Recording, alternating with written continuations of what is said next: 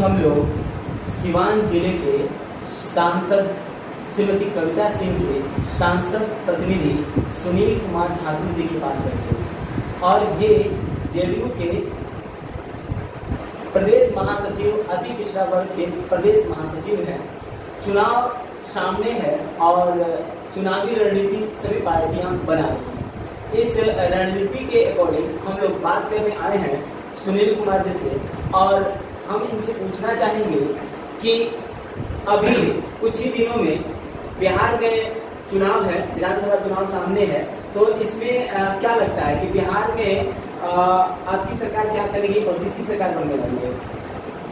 मैं सबसे पहले भारत और चीन के बॉर्डर पर शहीद वीर सपूतों को नमन करता हूँ एवं इस कायराना हरकत के लिए चीन की निंदा करता हूँ एवं देश के नेतृत्वकर्ता से यह पुरजोर मांग करता हूँ कि अविलंब सैनिकों को पूरी छूट दिया जाए ताकि उन शहीदों का बदला चीन से लिया जाए।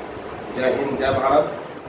और सबसे पहले मैं आपके चैनल को धन्यवाद देता हूँ कि आपने अपना बहुमूल्य समय दिया और हम ये बताना चाहते हैं कि बिहार का जो 2020 का चुनाव होगा 2 महीने के बाद संभवतः अधिसूचना जारी होने वाली है, वह माननीय नीतीश कुमार के नेतृत्व में एनडीए का चुनाव होगा और बिहार में पुनः 2020 में नीतीश जी के नेतृत्व में सरकार बनेगी।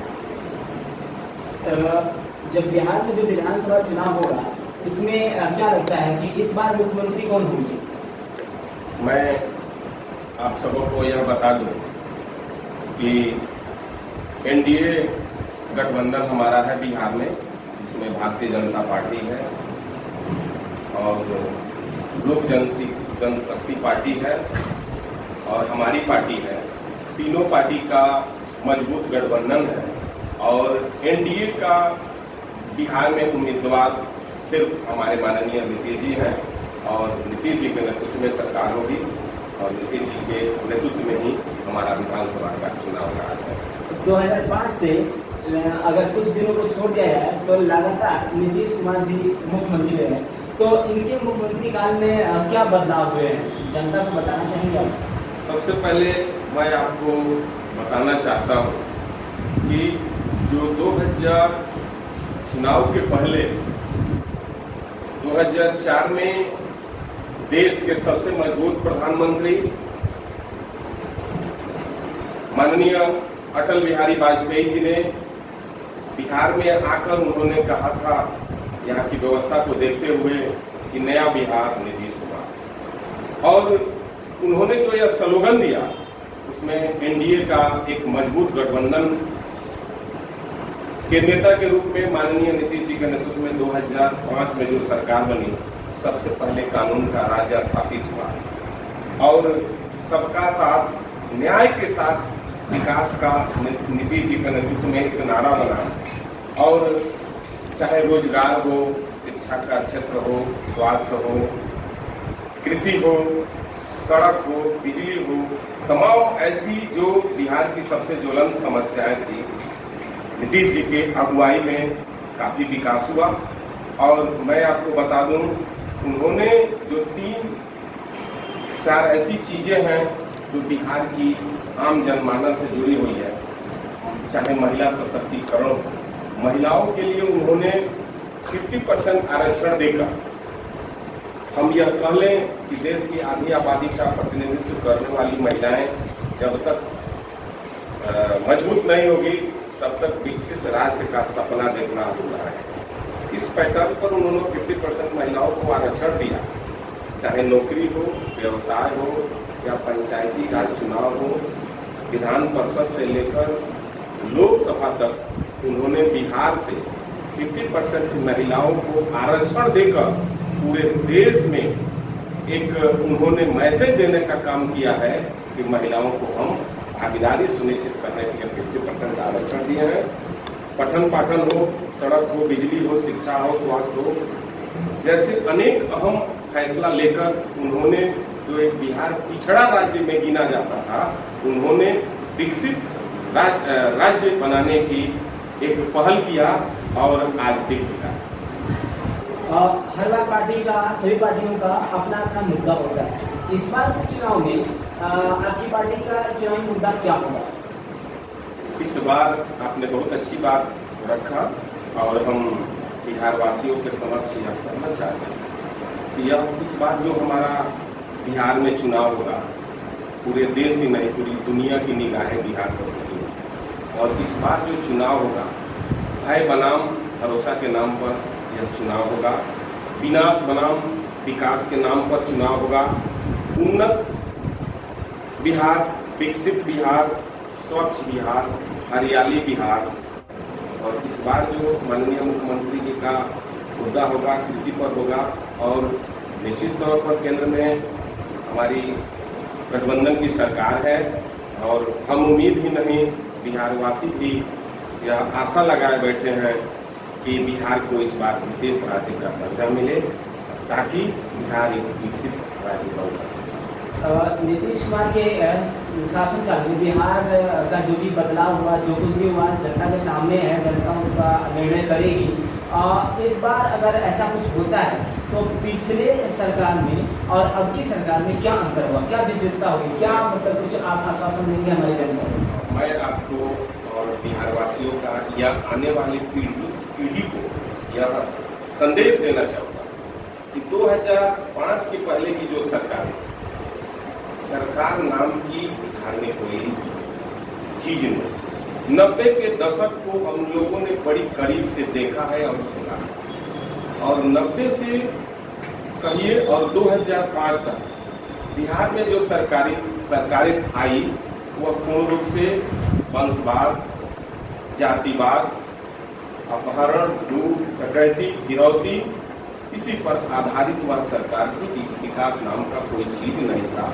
और मैं आपको बता दूं, माननीय उच्च न्यायालय पटना को कई बार हस्तक्षेप करना पड़ा कि बिहार में सरकार नाम की कोई चीज नहीं है, यहाँ जंगल राज है और कानून का राज्य नहीं है। अगर आप थाने में कोई आवेदन लेकर जाता था तो उस सरकार के जो प्रमुख लोग हुआ करते थे, आवेदन फाड़ देते थे। हॉस्पिटल में दवा को तो छोड़िए, कागज का टुकड़ा भी नहीं मिलता था।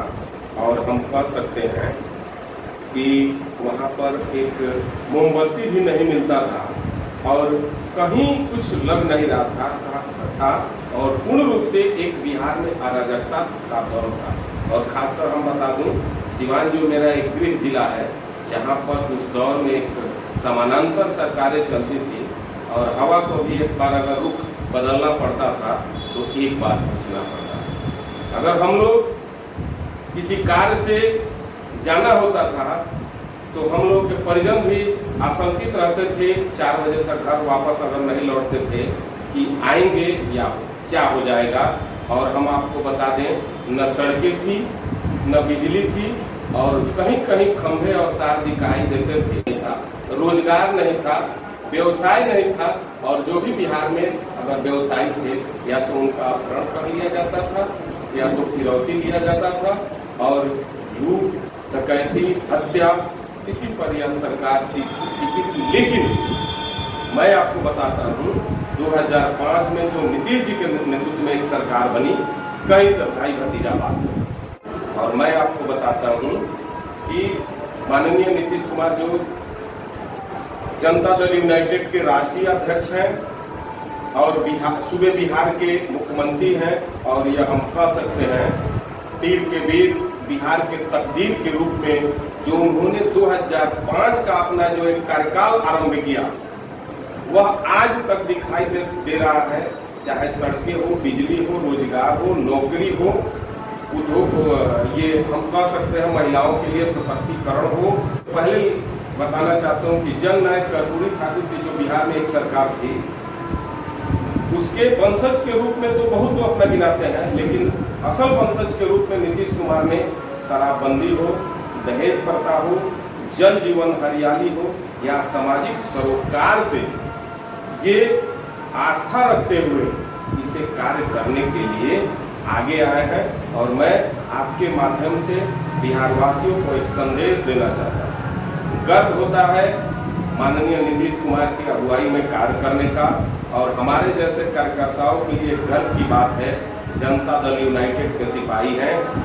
यहाँ या कहीं की बात हो, अगर मुख्यमंत्री के संज्ञान में जाता है कि मेरा कार्यकर्ता गलत करता है, उस कार्यकर्ता से दूर तक कोई रिश्ता नहीं रखते हैं। और आपके माध्यम से हम संदेश देना चाहते हैं कि 2020 में जो चुनाव होगा, माननीय नीतीश जी की अगुवाई में पुनः एक मजबूत सरकार बनेगी और केंद्र में हमारी भागीदारी सुनिश्चित की जाएगी। और हमें उम्मीद ही नहीं, पूर्ण भरोसा है कि बिहार को विशेष राज्य का दर्जा मिलेगा। तो इस बार जो चुनाव होगा, जो सरकार बनेगी, उसमें आपने बहुत सारी चीज़ें बताई जो हमारी जनता को मिलने वाली है। कुछ विशेष, कुछ ऐसा जो लोगों को लाभ होगा? मैं आपको बता दूं कि इस बार की जो सरकार होगी, इन कार्यक्रमों के अलावा जो युवा पीढ़ी है, युवाओं के लिए बड़ी तादाद में रोजगार सृजित किया जाएंगे। बहुत तरह की युवाओं को आगे लाने के लिए, चाहे उस जिस भी क्षेत्र में जाना चाहते हो, शिक्षा के क्षेत्र में जाए, स्वास्थ्य के क्षेत्र में जाए, किसी भी क्षेत्र में जाने के लिए, चाहे उनके पठन पाठन की बात हो, नौकरी की बात हो, पूर्ण रूप से यह सरकार कृषि के लिए और युवाओं के लिए क्रमबद्ध है और यह सरकार कटिबद्ध है इन लोगों के लिए आगे बढ़ाने के लिए कार्य करने के लिए। धन्यवाद। अभी हमारी बात सुनील जी से हो रही थी, जो जदयू के प्रदेश महासचिव हैं अति पिछड़ा प्रकोष्ठ के। उन्होंने बताया कि सरकार ने बहुत कुछ किया है और आगे भी करने वाली है। उनसे बात के क्रम में आप लोगों ने सुना कि उन्होंने अपने सरकार के बारे में बहुत कुछ बातें बताई। अब ये जनता के हाथ में है और जनता खुद इस चीज़ को देखती और समझती है कि सरकारों ने क्या किया और क्या नहीं किया और इनकी सरकार ने जनता को क्या दिया है।